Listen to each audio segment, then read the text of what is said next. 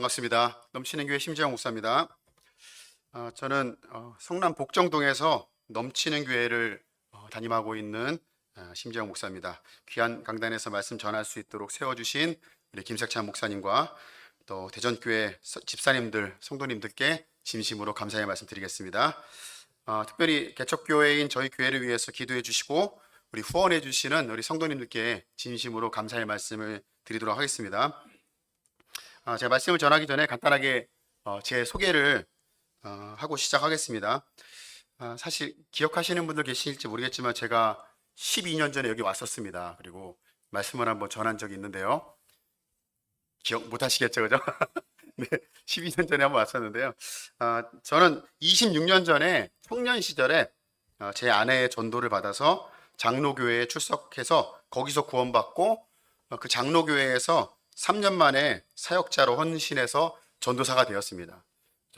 제가 처음에 이제 구원받고 사역자가 됐을 때 보통 한 3년 하면은 전도사가 되는 줄 알았어요. 네, 제가 그렇게 해가지고 남들도 다 그렇게 하나 보다 이렇게 생각을 했거든요. 26년이 지금 지났는데 요즘 이제 개척교회 담임을 하면서 드는 생각이 26년 전으로 다시 돌아가고 싶다는 생각을 한번 해봅니다. 그때 막 은혜 받고 막 성령 충만해서 막 전도하고 다닐 때 그때로 돌아가서 그때 저에게 다시 말해주고 싶어요. 다른 길도 있는데 꼭 그 길을 가야겠냐? 이게 목회를 해보니까 쉬운 일이 아니더라고요, 이게요. 그때는 정말 오직 하나님 기쁘시게 해드려야겠다 그 마음 하나 가지고 순수한 마음으로 사역자가 된 것 같습니다. 제가 장로교회랑 순복음교회에서 전도사 사역을 하다가 하나님의 인도하심이 있어서 천안 성서침례교회에 제가 이렇게 출석하게 됐어요. 그리고 2007년도에 성서침례대학원 대학교에 입학해서 거기서 이제 공부를 하다가 우리 김세창 목사님도 거기서 만났거든요. 그래서 이제 사역을 하다가 아프리카 가나에 이제 단기 선교를 하러 갈 일이 생겨서 여기도 한번 와서 말씀도 전하고 갔다가 이제 다시 돌아와서 좋은 침례교회에서 제가 목사 안수를 받고 2019년도에 이제 같이 신학교 공부했던 동기 목사님이랑 같이 두 가정이서 개척을 했습니다. 개척을 했는데요. 보통 이제 일반적으로 하는 그런 개척을 하진 않고요. 준비 없이 그냥 목회자 가정 둘이서 우리가 개척을 하자 이렇게 해서 개척을 했어요. 그래서 돈도 없고 예배당도 없었고요. 또 함께 예배드릴 성도도 없고 뭐 누가 이렇게 온다는 그런 얘기도 없이 그냥 목회자 가정 둘이서 저희 집 거실에서 예배를 드렸어요. 2019년도에. 아시겠지만 2020년도에 무슨 일이 일어난지 아시죠? 네, 2019년도에 저희들이 개척을 해서 정말 아무것도 없이 그냥 예배당도 없이 거실에서 예배를 드렸거든요. 예배 드리면서 두 가정에서 간절히 기도했습니다. 하나님, 저희가 이렇게 아무것도 없는데 함께 예배 드릴 성도도 보내주시고 또 예배 드릴 장소를 주십시오. 이렇게 열심히 기도를 했습니다. 기도를 하는데 함께 그 개척한 목사님 사모님이 이제 서울 양재동에서 운동센터를 이렇게 운영하셨어요. 이렇게 뭐 필라테스 같은 그런 운동센터를 하셨는데요. 주일에는 이제 운동을 안 하니까 거기서 우리가 예배를 드리면 어떻겠냐. 거실에서 예배 드리는 건 한계가 있다. 자꾸 이렇게 민원이 들어오니까 이렇게 다른 데서 예배를 드리자 그렇게 하셔가지고 이제 운동센터에 가서 예배를 드리기 했어요. 그러니까 사모님이 거기서 예배 드리면은 함께 예배 드릴 사람도 있고 그러니까 운동센터에서 예배를 드리자. 그래서 저희가 그 사모님이 운동하시는 그곳에 가서 저희들이 예배를 드렸습니다. 그래서 기도했더니 예배당이 생긴 거예요. 너무 감사하잖아요. 역시 하나님 감사하다 그래가지고 열심히 이제 예배를 드렸어요. 그랬더니 사모님 아시는 자매님 한 분이 이렇게 예배를 드리러 오셨어요. 그러니까 기도했더니 예배당이 생기고 또 기도했더니 성도가 온 거예요. 너무 감사하잖아요, 그죠? 네, 보통 이럴 때는 이제 아멘도 하고 그렇게 하는데 충청도라 이제 감안을 하겠습니다. 보통 집에 가서 아멘 하시더라고요. 기도했더니 예배당도 생기고 성도도 왔어요. 너무 감사해요. 그래서 너무 감사합니다. 이 자매님이 되게 좋으셨나 봐요. 다음 주에 60대 정도 되는 남자분 한 분을 전도해 오셨어요. 교회를 난생 처음 나와본 아저씨를 전도했어요. 이 아저씨가 오셨어요. 그랬더니 예배를 드리더니 또 좋으셨나 봐요. 그 다음 주에 이분이 60대에서 50대 되는 아저씨들 5명을 또 전도했어요. 그래가지고 성경도 모르고 뭐 교회도 모르고 아무것도 모르는 이 남자 아저씨가 60대 아저씨가 지인들을 데리고 오기 시작하는데요. 60대 아저씨들을 막 데리고 오는 거예요. 부부로 오지 않고 남자만 왔어요. 이렇게 어떤 분위기신지 알겠죠? 보통 여자가 많아야 분위기가 좋아지는데 아저씨 여섯 분이 오신 거예요. 저희 교회가 그때 말씀드린 것처럼 운동센터에서 예배 드렸거든요. 그래서 평상시에 운동기구가 깔려 있어요. 그리고 예배 드릴 때는 그렇게 쭉 옆으로 치워놓고 간이 의자를 깔아서 이렇게 예배를 드렸어요.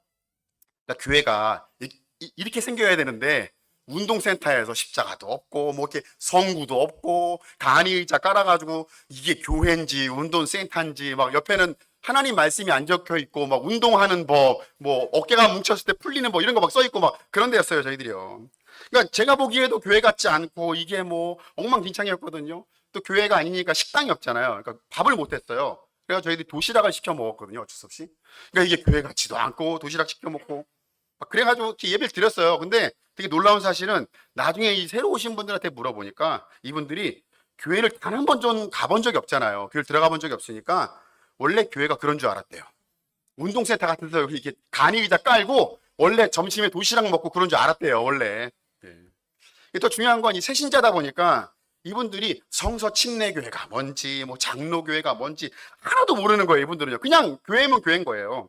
그러니까 자기들이 생각하기에 교회, 좋은 교회는 어떤 교회냐? 목사님 설교가 길지 않고 졸리지 않고 그리고 환영해주고 분위기가 밝으면 아, 그 좋은 교회다 이렇게 생각했다는 거예요.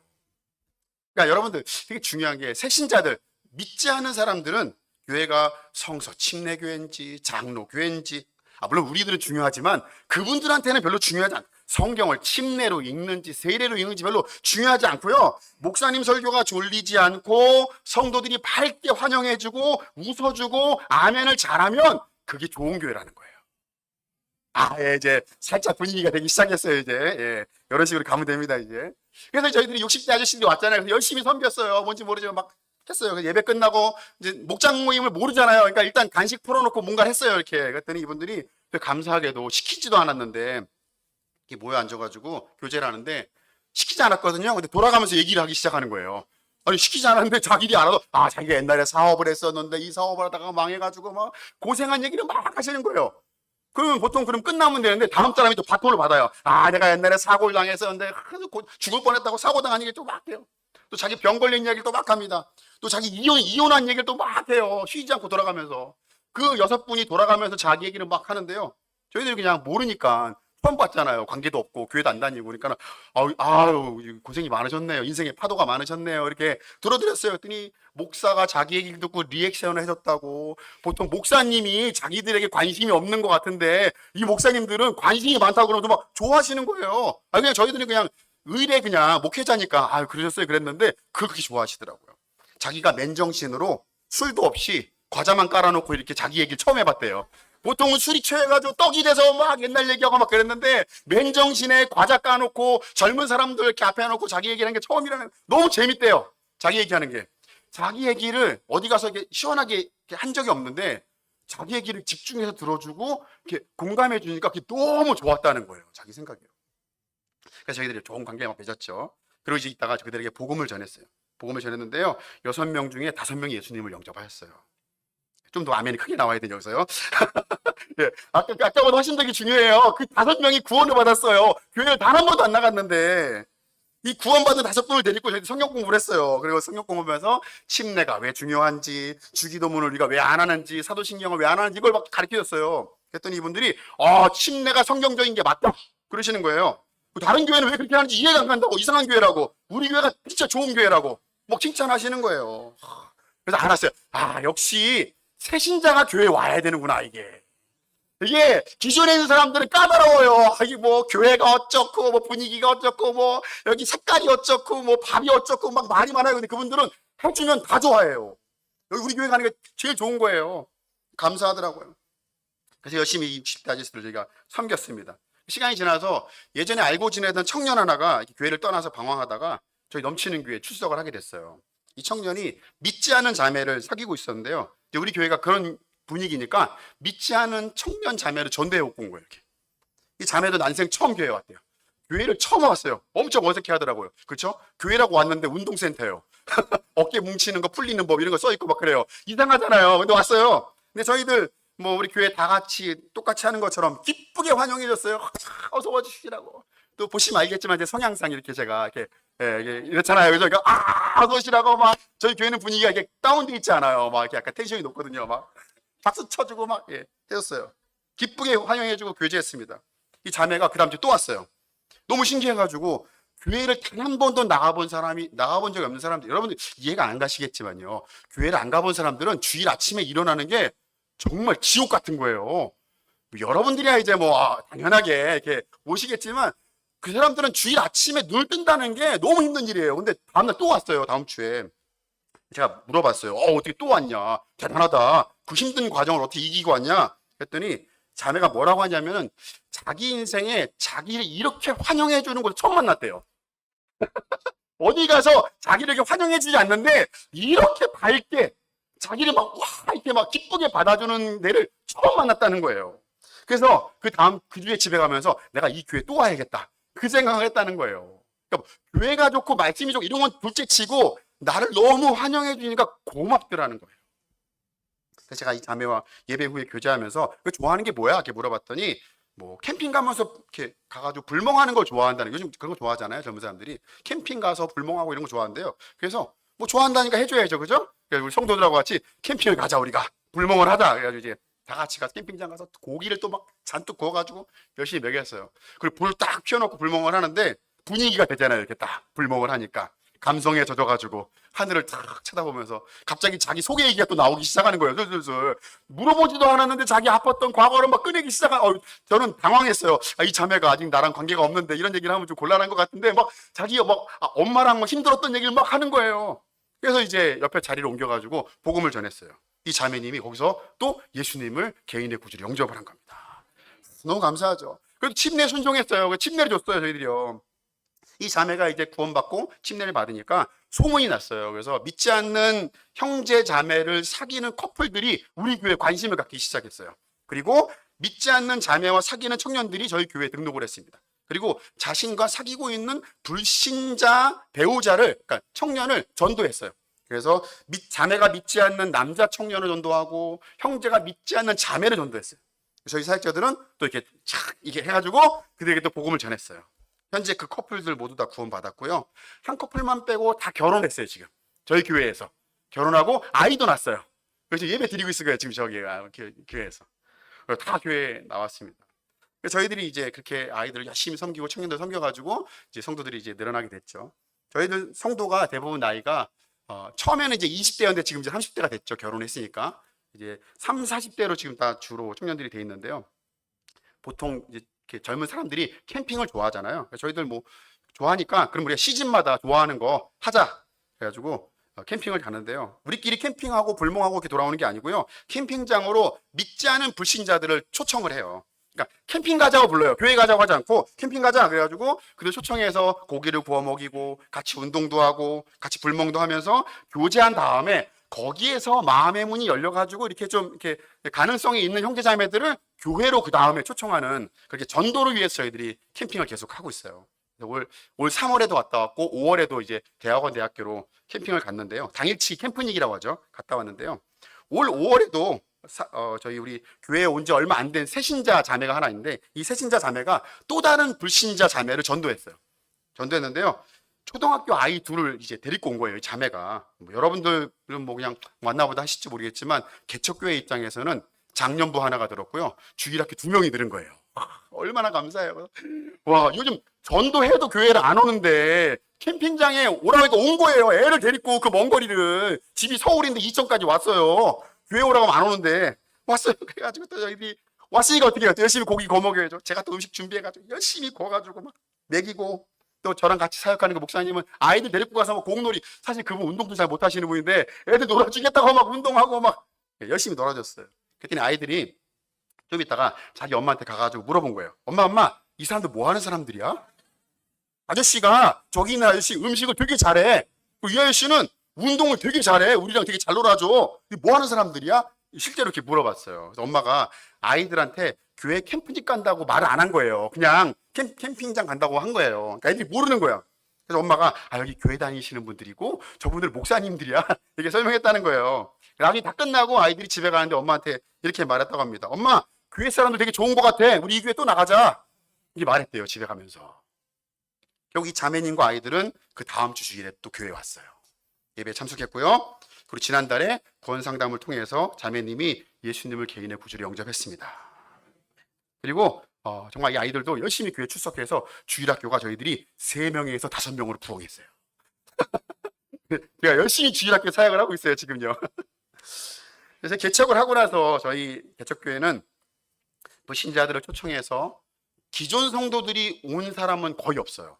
거의 성도들의 한 3분의 1도 안 되는 것 같아요. 기존 성도들은 그냥 처음에만 잠깐 왔고 그 사람들이 다 이제 불신자들을 전도해서 지금은 저희 교회는 불신자가 한 70% 이상이 돼요. 이제 지금은 이제 다 구원받았죠. 전 성도가 다 구원받았어요. 저희 교회에 와서 다 구원받았어요. 다 침례받고. 그래서 열심히 좀 생각하고 있는데요. 그렇게 해서 저희 교회가 좀 200명, 한 300명 이렇게 부흥하면 얼마나 감사해요, 그죠? 예. 제가 이렇게 여기 와서 이렇게 설교할 이유도 없고 교회에서 지금 바쁘게 사역하고 있겠죠. 예. 현실로 돌아가 보니까 현실은 여전히 저희 교회는 지하실 교회예요. 지하실 개척교회고 성도들의 7, 80%가 여전히 새신자, 완전히 성경도 잘 모르고 아직도 열심히 가르쳐주고 있지만 아무것도 잘 모르는 그런 믿음이 연약한 존재들입니다. 그래서 처음에는 열심히 나오다가 여러분들 아시겠죠, 그죠? 정말 별거 하는 일에 또 상처를 받아가지고 교회를 떠나고 자기들끼리 싸워가지고 저희들은 제일 어이없는 게 그거예요. 자기들끼리 싸우고 자기들끼리 나가면은 해줄 수 있는 게 아무것도 없는 거예요, 사역자들이. 자기들끼리 싸우고 나가고 그렇게 됐어요. 그래서 저희 지금 출석 인원이 되게 씁쓸해져요, 순간. 아까 되게 분위기가 좋았는데 지금 저희 교회 현재 출석 인원이 25명 정도 출석을 해요. 근데 저희 교회 목사님하고 같이 사역하면서 항상 기도하는 것이 우리 교회는 숫자를 늘리는 교회가 아니라 믿지 않은 영혼들에게 복음을 전하고 그들을 예수님의 제자로 만드는 것이 우리 교회의 사명이다. 그리고 그게 우리 교회의 사역의 본질임을 기억하면서 사역합시다. 이렇게 다짐하고 오늘도 사역을 하고 있습니다. 아멘. 네, 2020년도 그 한국 기독교 청년협의회에서 크리스찬 청년들을 대상으로 2달간 교회와 종교에 대한 설문조사를 했었는데요. 이 설문조사 문항 중에 가장 이상적인 교회는 어떤 교회냐 이렇게 물어봤는데 47%가 청년들이 작지만 건강한 교회가 좋은 교회다라고 이렇게 말했다고 합니다. 그러니까 요즘 청년들은 사람이 많은 큰 대형 교회보다 교회가 크지 않더라도 성도들의 숫자가 많지 않더라도 그 교회가 작지만 건강한 교회라면 그 교회를 다니고 싶어 한다는 그런 이야기입니다. 목사님들이 이제 설교하면서 자주 쓰는 예화인데요. 어떤 대장장이가 여행을 떠나면서 자기 조수한테 말발굽을 하나 이렇게 만들어 놓고 이렇게 주고 갔대요. 똑같이 100개를 만들어라 이렇게 주고 갔다고 합니다. 그리고 이제 여행을 마친 주인이 끝나고 돌아와 봤더니 조수가 말발굽을 100개를 만들어 놨더래요. 봤는데 자기가 준 원본이 있고 만들어 놓은 게 있는데 원본이랑 똑같은 게 하나도 없더라는 거예요. 야, 이걸 줬는데 왜 똑같은 게 하나도 없어? 그랬더니 똑같이 만들었는데요. 그래서 어떻게 만들었는데? 그랬더니 원본 갖다 놓고 복사본 만들고 복사본으로 복사본 만들고 복사본으로 복사본 만들었더니 100개가 다 달라진 거예요. 뭐 그런 얘기가 있는데요. 이 얘기를 들으면서 우리 교회가 이런 모습이 아닌가라는 생각을 해봤습니다. 최초에 하나님이 우리에게 주신 교회가 있죠.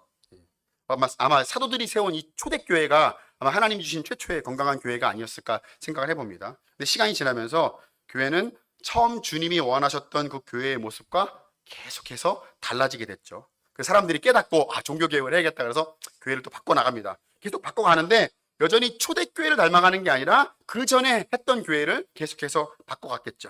이런 일들이 반복되면서 최초에 하나님이 주신 작지만 건강한 교회가 아니라 본질을 놓쳐버린 교회를 본받으면서 교회는 건강함을 잃어간 게 아닌가 그런 생각을 해보게 됐습니다. 우리가 섬기는 교회가 성경적인 교회 또 하나님이 기뻐하시는 건강한 교회가 되려면 초대교회의 모습으로 돌아가야 한다고 저는 믿습니다.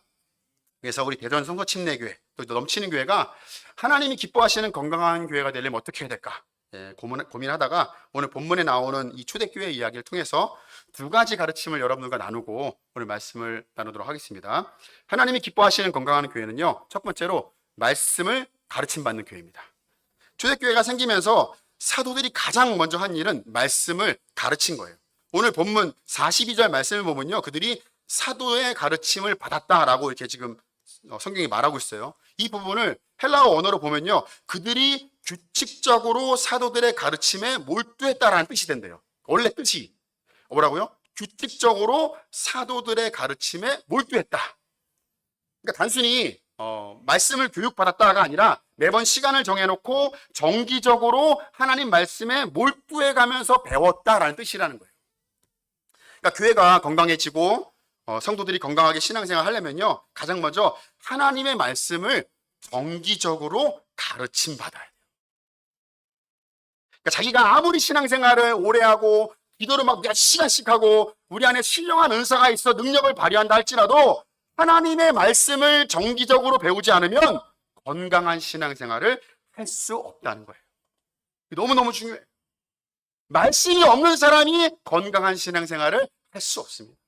우리 대전교회도 마찬가지겠지만요, 저희 넘치는 교회는 이 말씀을 근거해서 정기적으로 성도들을 가르치기 위해서 최선을 다하고 있습니다. 성도가 얼마 안 되지만 정기적으로 가르치려고 노력해요. 그래서 처음에 교회에 오신 분들은 여러분도 아시겠지만 그 고 장두만 목사님이 쓰신 그 하나님이 없다고 말하기 전에는 그 되게 작은 책자가 있어요. 그 책자를 가지고 우리가 바로 복음을 전하지 않고 그 책자를 가지고 하나님이 어떤 분이신지 이렇게 설명해 주는 그런 시간을 갖습니다. 그래서 여기서 이제 그 설명을 하면은 받아들이는 분들이 있어요. 아, 그렇구나, 하나님 계시는구나. 받아들이는 분이 계시면 그분들에게 저희들이 복음을 전합니다.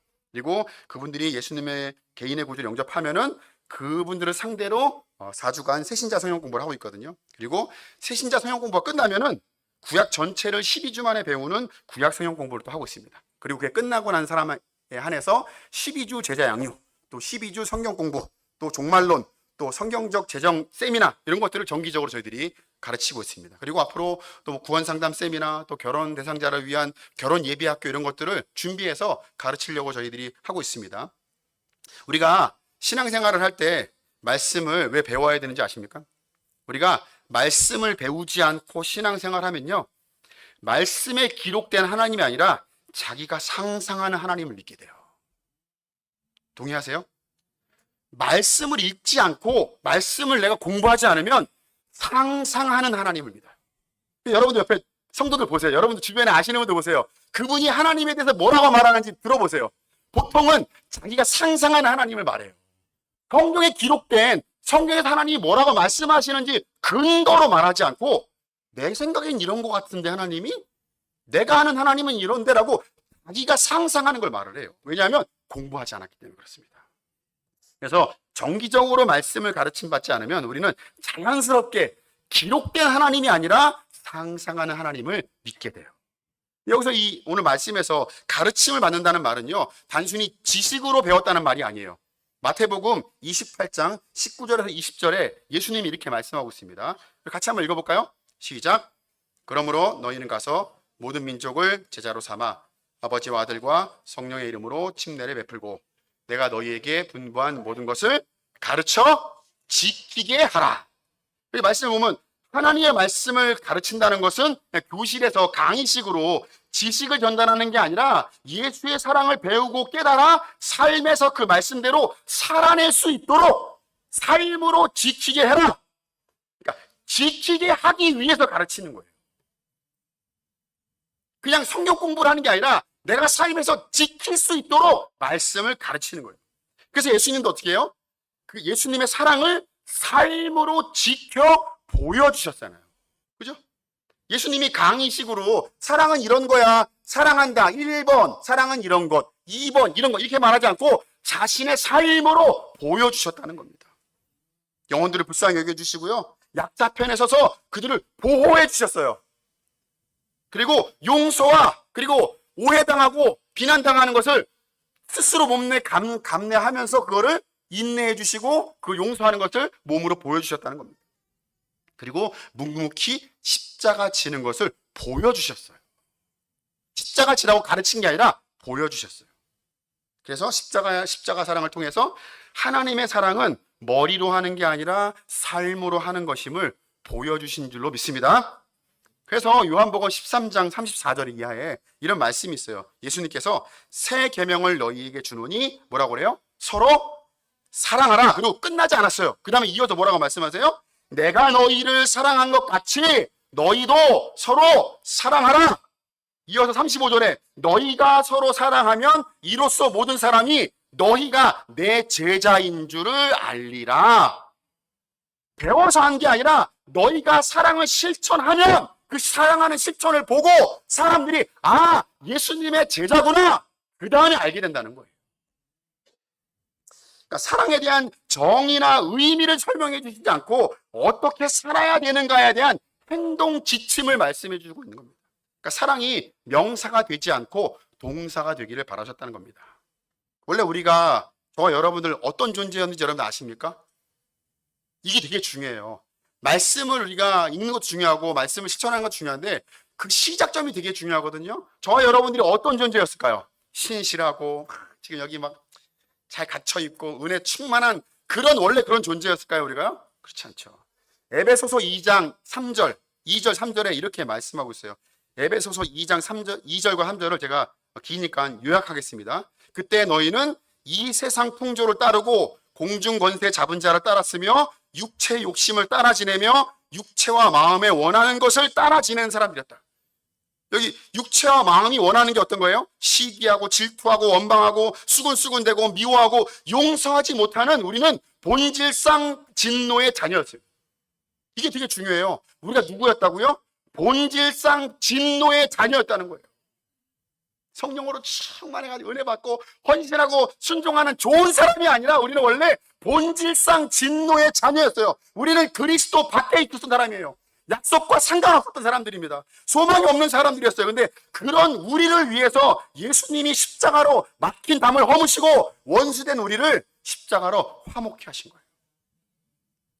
그러니까 말로만 예수님이 내가 너를 사랑한다 말로만 하신 게 아니라 십자가에서 그 사랑을 확증해 보이셨음을 믿으시기 바랍니다. 그래서 그 사랑이 너무 기가 막힌 거예요. 내가 본질상 진노의 자녀였는데 나를 예수님이 사랑하셔서 십자가에서 죽어주셨어. 너무 기가 막혀. 우리의 머리는 계산이 안 돼. 그래서 은혜라고 말을 하는 거예요. 은혜. 이거밖에 설명할 방법이 없는 거예요. 은혜다. 나 같은 인간을 나 같은 자에게 복을 주셔서 주님을 섬기게 하시고 이렇게 복을 주셔서 삶을 영유하게 하시고 은혜다. 그러니까 이해하지 못하고 계산할 수 없는 사랑을 우리가 받은 거죠. 계산이 안 되잖아요, 우리가요. 은혜 받은 게. 근데 그 말씀을 배워서 삶으로 지켜 보이려고 하지 않고 지식으로만 우리가 배우고 있으니까 우리 삶에 능력이 하나도 없는 거예요. 지식으로만 아니까. 여러분, 우리가 신학적인 지식과 교리를 몰라서 사랑을 못하는 게 아니에요. 이거 되게 중요해요. 신학적인 지식이 없어서 사랑 못하는 게 아니에요. 요리를 몰라서 사랑을 안 하는 게 아니에요. 우리가 12제자의 이름을 못 외우고 창세기 출애굽기 내용을 잘 몰라서 사랑을 못하는 게 아니라 나를 위해서 십자가에서 죽으신 그 사랑을 이론으로만 깨달았기 때문에 그래요. 믿지 않은 사람들에게 하나님의 사랑을 설명하려고 했던 거예요. 말로 설명만 하려고, 설명만. 행동은 전혀 그 설명과 반대 행동을 하면서 말은 짧게 해야죠. 분위기가 되게 가라앉았어요, 느낌이. 제가 원하는 바는 아닙니다. 여러분, 사랑은 설명하는 게 아니라 증명하는 것인 줄로 믿습니다. 그러므로 우리가 날마다 말씀으로 가르침 받는다는 것은 공부하는 것을 넘어서 하나님의 사랑이 얼마나 위대했는가 지식으로 깨닫고 그 사랑을 받은 자로서 내가 어떻게 살아내야 하는가 질문하면서 우리 삶의 아주 작은 부분부터 그 사랑으로 살아내는 것이 말씀을 가르침 받는다는 거예요. 내 삶에 피해를 입히고 어쩔 때는 정말 저 인간은 진짜 죽어 마땅하다.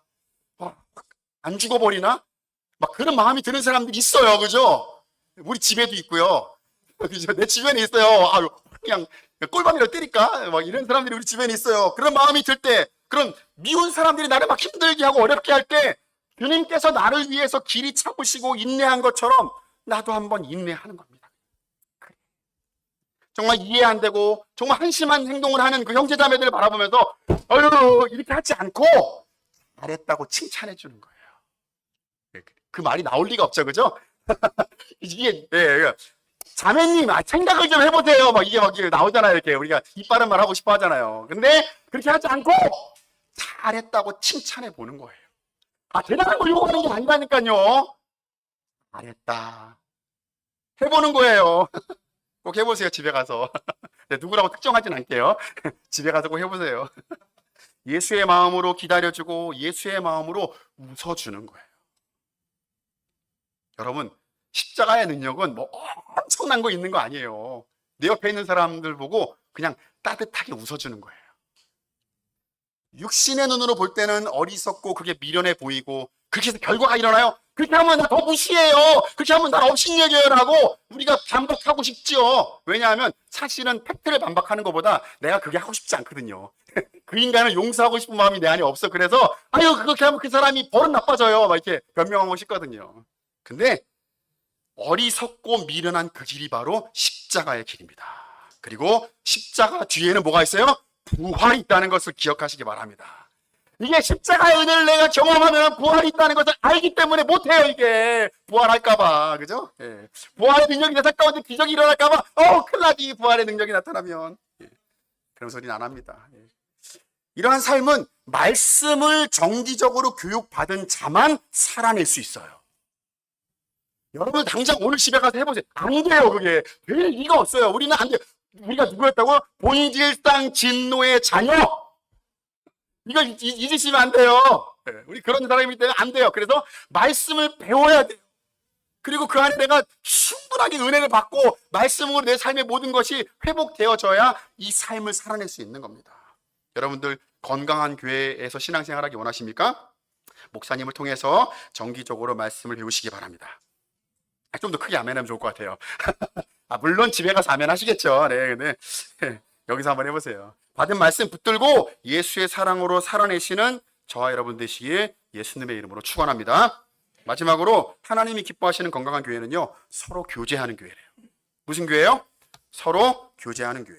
본문 다시 보면요, 그들이 사도의 가르침을 받아 서로 교제하고 떡을 떼며 오로지 기도하기는 쓰니라. 여기 보면 이제 교제했다는 말이 나오거든요. 교제하면 여러분들 뭐가 떠오르세요? 교제. 오늘도 교제하실 텐데, 그죠? 교제하면 뭐가 떠오르죠? 커피 한 잔 딱 하면서 시원한 한 잔 딱 마시면서 옛날 얘기하고 이런저런 얘기하고 지난주에 막 남흉 보고 막 이렇게 하는 거 있잖아요. 막 떠드는 얘기 떠오르죠?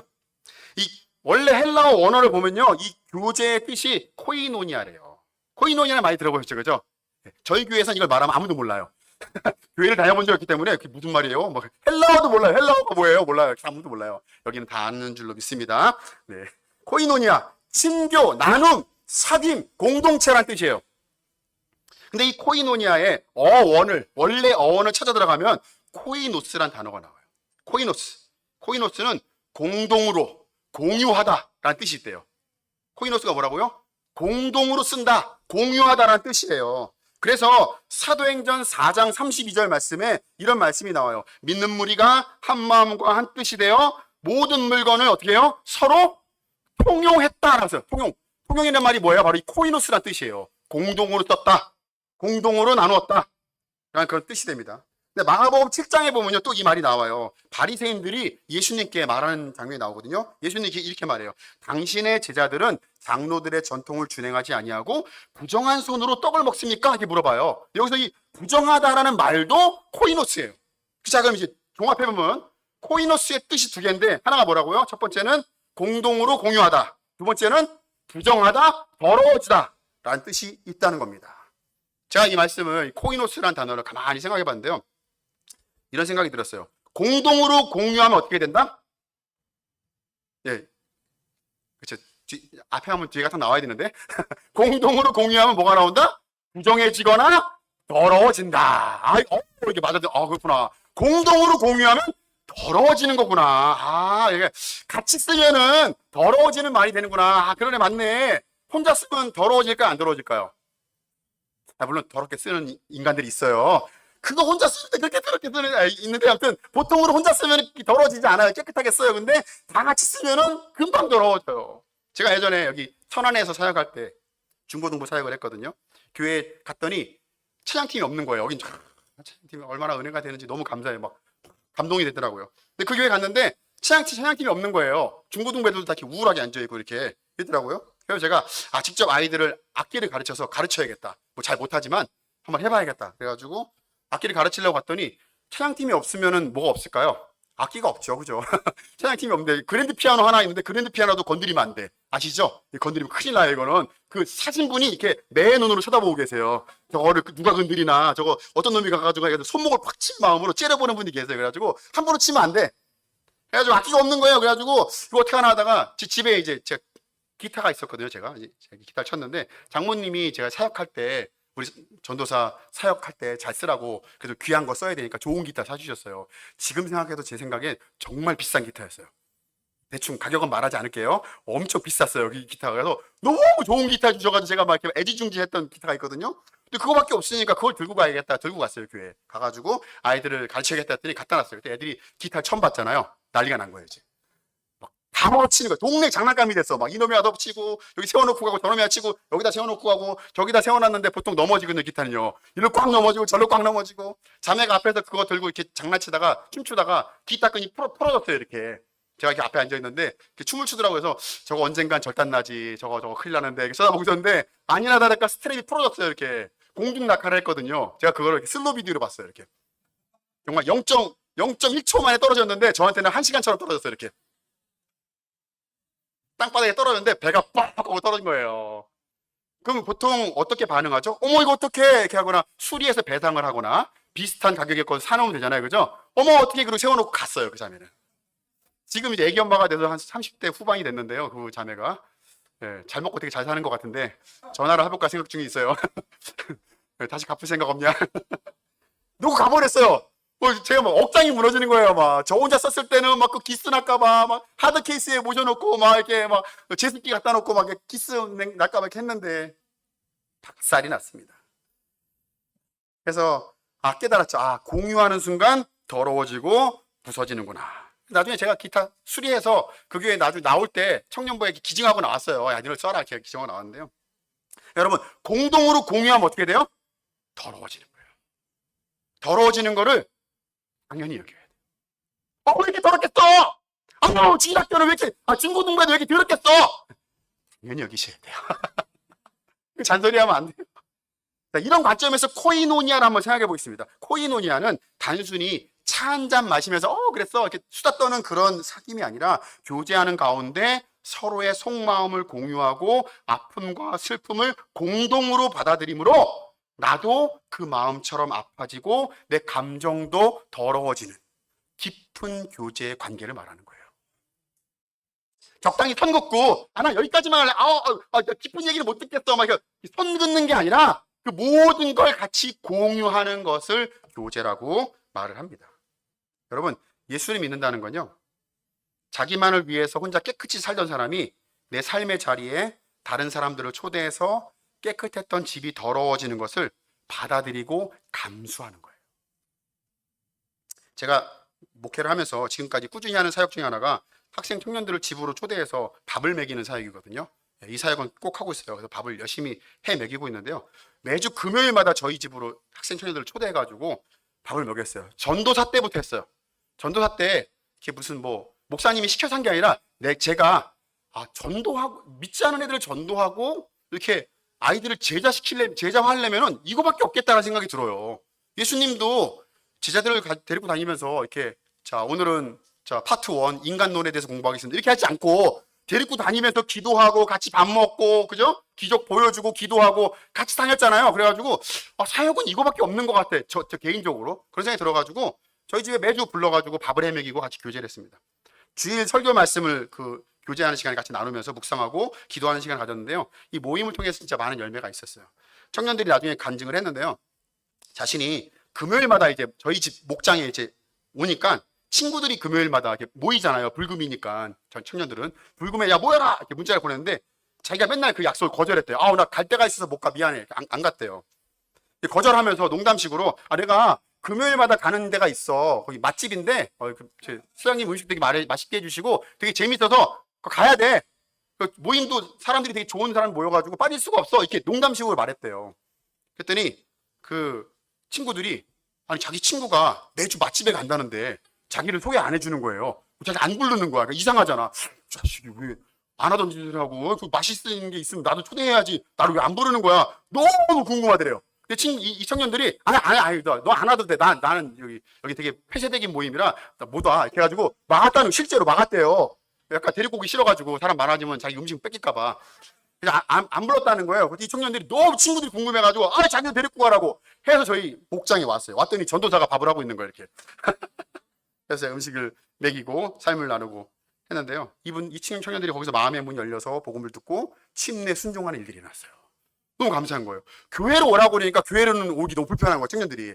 집으로 오라니까 맛집이라고 거짓말을 하니까 애들이 속아가지고 진짜 맛집인 줄 알았는데 당황한 거야. 아니, 뭐야, 개인 집인데?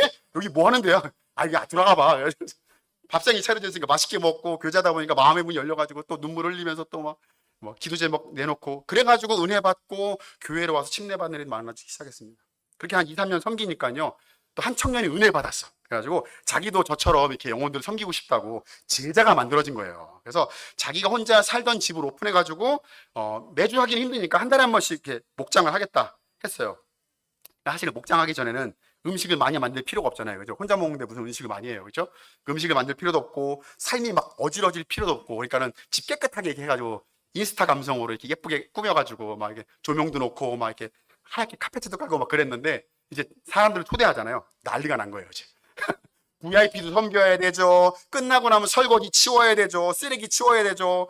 아주 새벽 늦게까지 다 해야 되는 거예요. 밥도 많이 해야 되지. 또 안 오면 남아요, 이게. 밥이 안 오면은. 그래가지고 막 일주일 내내 똑같은 맛만 먹어야 되지. 막 엄청 힘들거든요. 나중에 이제 한 1년 가까이 하더니 저한테 물어보더라고요. 아니, 목사님, 이거 다 어떻게 하셨어요? 도대체 몇 년 동안? 얘기를 하시더라고요. 결국 여러분들, 교제라는 것은 이 코이노스의 의미처럼 단순하게 그냥 커피 한 잔 마시고 형제자매들끼리 만나서 교제하는 그런 그 모임이 아니라 공동으로 공유함으로 인해서 내가 힘들어지고 뒤처리 때문에 스트레스를 받는 일이 되는 거예요. 그리고 십자가와 이 고난의 길을 스스로